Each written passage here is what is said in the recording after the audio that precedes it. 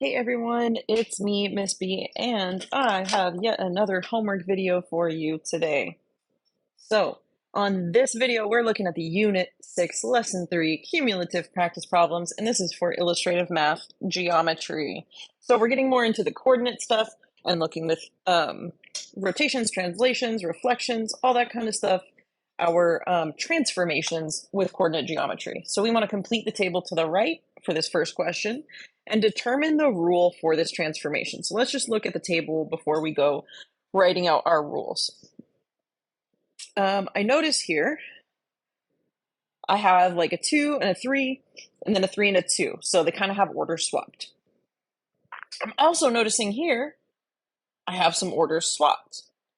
I thought maybe the negatives might have something to do with it, but it looks like we're literally just switching the positions of these. So let's keep that pattern going as we go down our table. I'll do this part in red, I guess. So if the one on the right here is 4 comma 0, that means this first one should be 0 comma 4. If the one on the left in this next row is 1 comma 6, that means we should have 6 comma 1.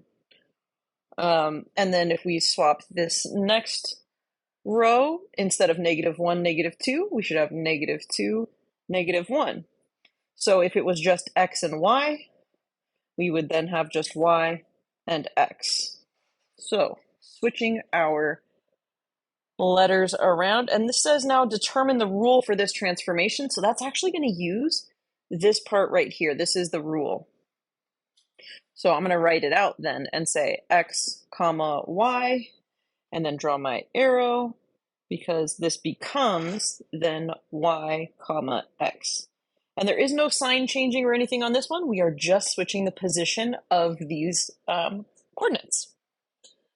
So we're then, for the second one, we don't have to fill out a table, but we are just going to write a rule that describes this transformation. So we're going to zoom in on this table here and just take a look at what's happening between each of these. So 5 comma 1, and then we have 2 comma -1. So I'm seeing that I have ones here, but then something's changing with the 5 and the 2. Okay, we'll keep going. -3 comma 4 and -6 -4. So again, I'm seeing I have a similar digit in the y values here, but digits that are different for the x value. Same with the next one, similar digits and digits that are different. So let's just look at that y value first, because it's looking like it's just changing the sign. So I think, and yeah, it's not making it negative necessarily, it's just changing it. So we can represent that by a negative y. So I'm going to start this with an x comma y. I haven't looked at what the x transformation is yet, so we have to leave some space for that. But for the y value, if we just put a negative y, this would make any negative values into positive and any positive values into negative. So it's just saying that it's the opposite sign of whatever the original value was. So now let's actually look then at our x values here. Going from 5 to 2, I can subtract 3. If I go from -3 to -6, that also looks like subtract 3. So we're just going to check the rest. 1 to -2, I can get there by subtracting 3. And yep, -1 to -4 is by subtracting 3. So we're going to write that one out as x and then -3. So our rule is this right here. xy becomes x minus 3 and negative y. And I guess we'll put a little box around the one at the top here too. So learning how to write these rules for our different transformations. Question 3 is select all the transformations that produce congruent images. So this is a way of asking us which ones of these are rigid transformations. So things that produce congruent images are rigid transformations. So a rigid transformation should be a reflection a rotation, and a translation. A dilation will produce a similar,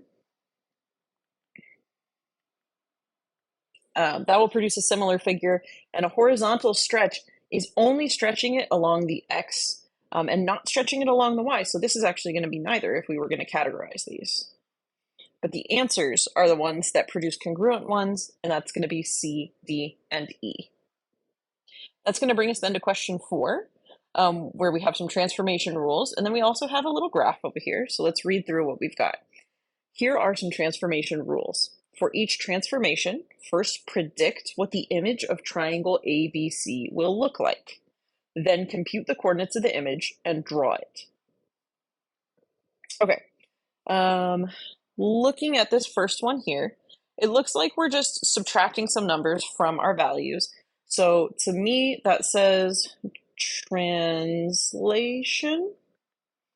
because if I'm just adding or subtracting numbers from x and y, it's just translating. So that looks like it's going negative along the x is going to be left, and negative on the y is down. So left 4 and down 1. I'm going to say it's going to look just this exact same shape, but like left 4 and down 1. So kind of like that. So let's actually compute the coordinates of this image. We can actually plug numbers in if we really want to, but because I did A, I wrote translation in red, I'm going to do the translated one in red here. We would take the x value of each, and since this C is at 3, we would subtract 4. That would put us at -1. And the y value is going to decrease by 1 from 5 to 4, so that's going to land us right here. So it really is just going over 4 and down 1. So computing that, they want you to plug it in and double check it with your calculator and everything, but you know, we know it's all going to be a translation of left 4 and down 1, so let's just apply that. So from A, we're also going to go left 4 and then down 1. That'll land us right here at -2, 2. And from B, if we go to the left 4 and down 1, that lands us at 0, 1. And now if we, oops, that's an eraser. If we connect all of these, this should give us a congruent triangle. Looks good to me. I know my triangle didn't land exactly on the dots, but you know, close enough. So for B, I'm going to do this one in blue. For B, this one here, they're swapping the x and the y values. This one is, essentially it's going to be a reflection. If I swap the x and the y, it's kind of like tilting your head a little bit. It's almost like rotating at 90 degrees, but not quite. Because that involves also changing some signs from like negatives to positives and things like that. But instead of going left and right first for our coordinates, we're going to go up and down. So my prediction here is that this is going to be a reflection. And it's going to kind of look like a 90-degree rotation, but it won't quite be exactly that. So let's just actually find these coordinates here. So this one might be a little easier if we did it as a computation, but for sake of space, I'm not going to like write them in permanent stuff. I'm just going to kind of circle and show you with my little laser pointer tool and then write them out actually in blue. So if this one at first is at 2, 3, we then want to put it at 3, 2. So that's going to land it right here. So we want A to land at 3, 2. B is at 4, 2. So we want it to land at 2, 4. That's going to land our B up here. And then C is at 3, 5. So we want it to land at 5, 3. 5, 3 should land it right here. This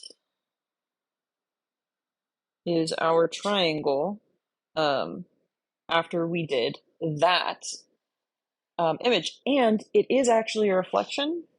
but it's not across an x-axis or a y-axis. It is across this diagonal line right here. This is the line y equals x, aka y equals 1x plus 0. But basically it says that y is equal to x. So if we reflect across it, that means we're swapping x and y.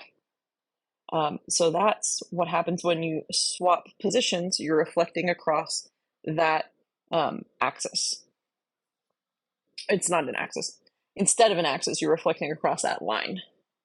So I'm going to write that in here, across y equals x. Okay, for this very last one, this looks like it has a scale factor. So I'm going to say that this is a dilation because it looks like I have the exact same scale factor applied on the x and on the y. But now it's 1.5. So we're going to take 1.5 of each of these distances if possible. So we can start with b. And it's a little funky because b is at 4, 2. So 1.5 of 4 is an additional 2 spaces. So it's going to be at 6. And 1.5 of 2 is 2 plus an additional 1 space. So we're going to have b land at 6, 3. And I'm going to erase a little bit of my line here and some of this stuff just so things are less crowded. What I do want you to notice is that from 0, 0, you'll be able to draw a line that goes straight through B and its new dilated point. So all 3 of them should be collinear. That's going to be the same for A and for C. So if connecting A and your origin doesn't then give you a line that like A's new point would land on, then that's how we can kind of check that we did something wrong. So where B was at 4, 2, A is at 2, 3. So if this one is over 2, we want to do, again, another half of 2. So half of 2 is 1, so it's going to go over an additional 1. And if half of 3 is 1.5, it's going to go up an additional 1.5. So it's going to be like right sitting here right below C, kind of, halfway in between. So this is actually going to be my A prime, I guess, in this case. And then for C, the very last one here, and then we can connect this and kind of see what it looks like. C is at 3, 5. So half of 3 is another 1.5.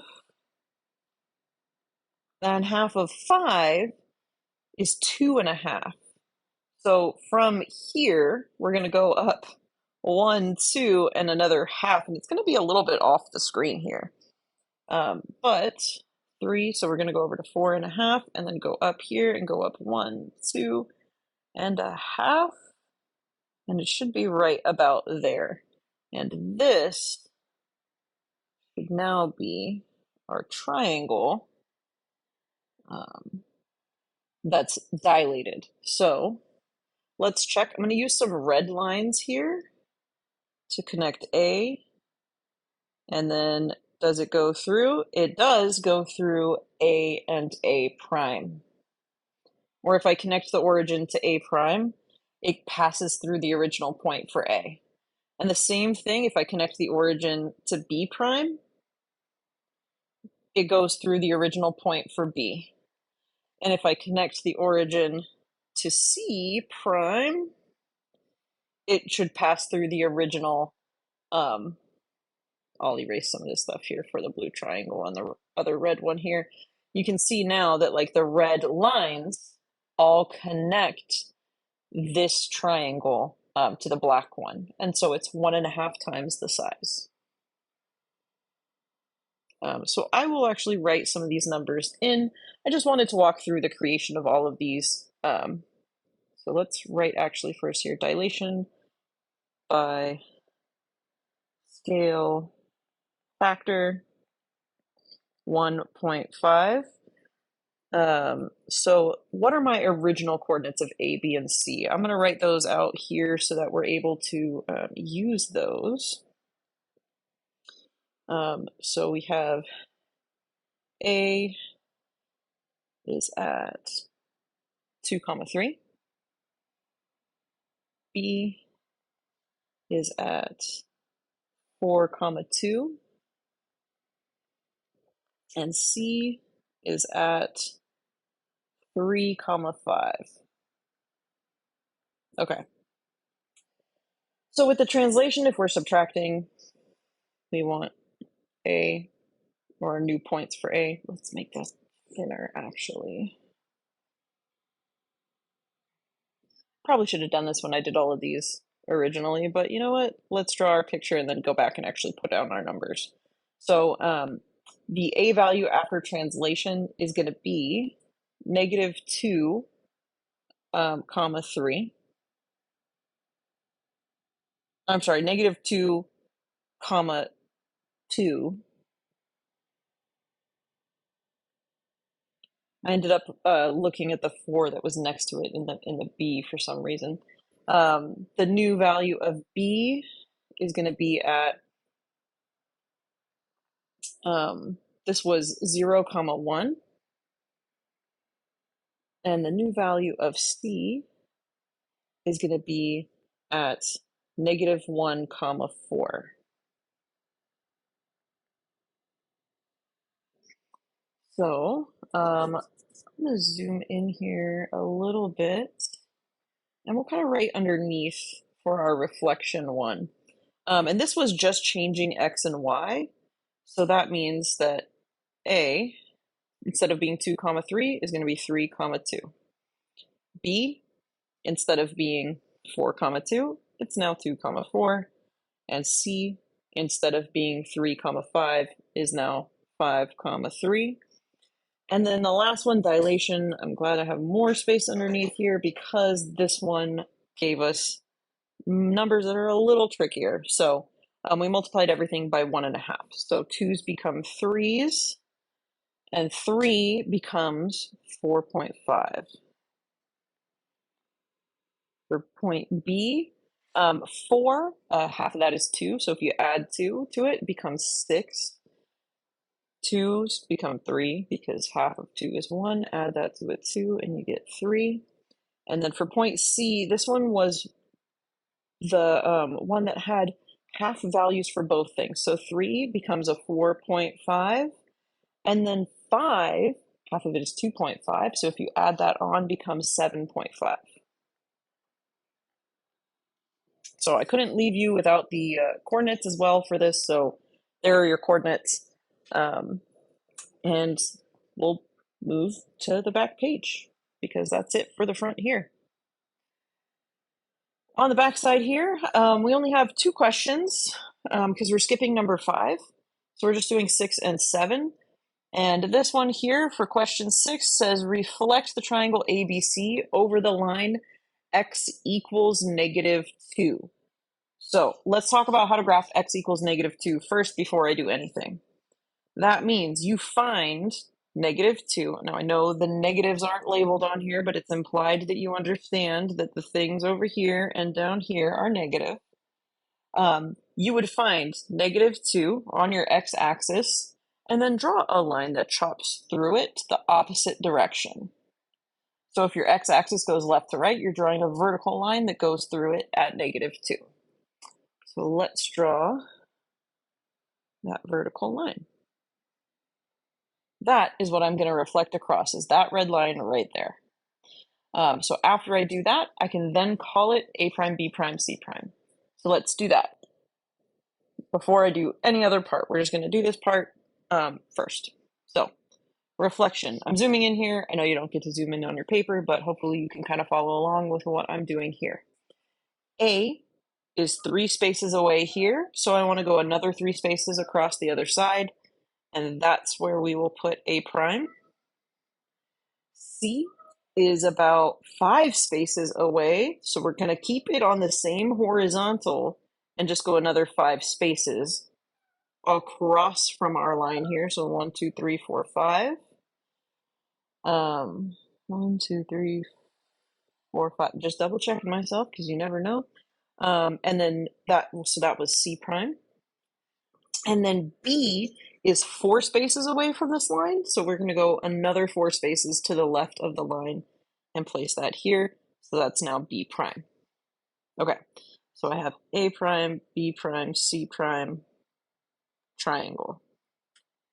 Looks like a good reflection to me. Okay, so we called it A prime, B prime, C prime. Check.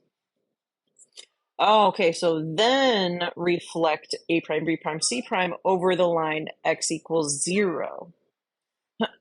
So an x equals makes a vertical line, but in this case, our vertical line, if x is equal to 0, that's here. We find 0 on the x-axis and put a line cutting through it. So we're now going to reflect over this line and do that in blue. So we're ignoring our black triangle here and just using the red one. We're going to now judge from A, how far is that to our blue line, and then go that same distance on the other side. So this is 1, 2, 3, 4, 5. So A now belongs 1, 2, 3, 4, 5 spaces, and is going to end up here for A double prime. So 1, 2, 3, 4, 5, put a dot, and we're going to call it A double prime. Okay, and we're going to repeat that same thing for B and C. C looks like it is 1, 2, 3, 4, 5, 6, 7 spaces. So we're going to go to another 1, 2, 3, 4, 5, 6, 7 spaces. And because this is the axis, you can actually, like, I can see that C is like at 7 because it's halfway between 6 and 8. And it just ends up at -7 over here. So we can actually just switch the sign of the x values when we do this. But so this one is C double prime, and then B prime is one below, and it's going to end up here at this 6. So B double prime, okay? A prime, B prime, C prime, connect. Close enough, looks okay. So now we reflected it over negative, x equals -2 and x equals 0. And I called the resulting triangle A prime, B prime, C prime. Sorry, A double prime, B double prime, C double prime. Now they want us to describe a single transformation that takes the original triangle to the blue triangle. So looking here, it looks like I'm literally just shifting it 4 spaces to the right. So I'm going to describe a transformation 4 spaces to the right. And I'm going to use this in like the function format. You could also just say translate 4 spaces to the right, but I'm going to use that function format that we kind of learned today, or that we expanded on today. So x comma y becomes, if we're translating 4 to the right, that's positive 4 spaces with the x. And then the y value is not going to change. So this. Or it would just be translate 4 spaces, or units. We'll say units. It's more mathematically appropriate. 4 units right. Or the other way they might say this is to translate by directed line segment, line segment that takes 0, 0 to 4, 0. That is the other way. Can you tell why this way is much nicer? It's a very lovely shorthand that gets the point across without too much worry. So, all three of these are acceptable answers, but I like the top one the best. And then that leaves us with our last question here, number 7. In the construction, A is the center of one circle and B is the center of another. Ooh, going all the way back to Unit 1. Okay. If we want to explain why segments AC, BC. Okay, so I'm going to highlight this here. They're giving me a whole bunch of stuff. So they're saying AC, BC. Oh, okay. And then AD and BD and AB all have the same length. So they're a little difficult to see. I'll highlight them, I guess, in green. Sometimes that stands out a little better. They want to know why all of these have the same length. So why are all of those the same length? Well, I can say this is all about radii of congruent circles. If that's not a flashback to Unit 1, I don't know what is. So I can say circle A is congruent to circle B because they pass through each other's center. And that means that they share a radius.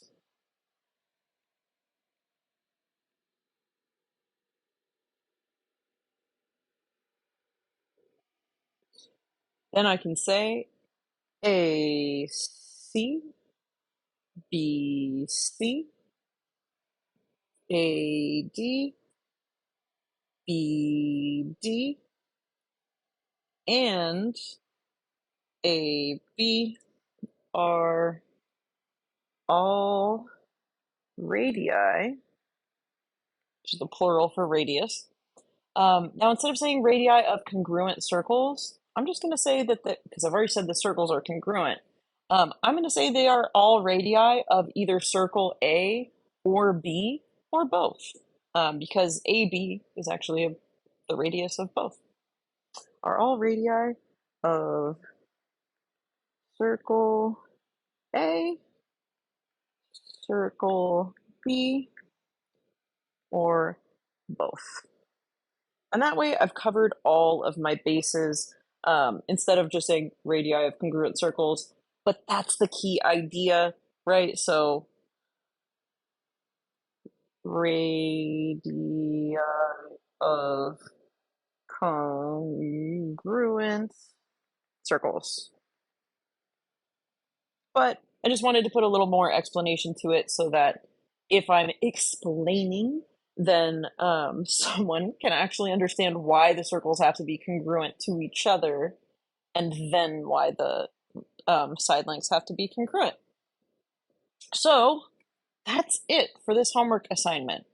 Hopefully my explanations helped, and if not, please always ask your teacher for help in class the next day, and especially if that teacher is me, please always ask for me to go over more of this stuff in class. I'd be more than happy to.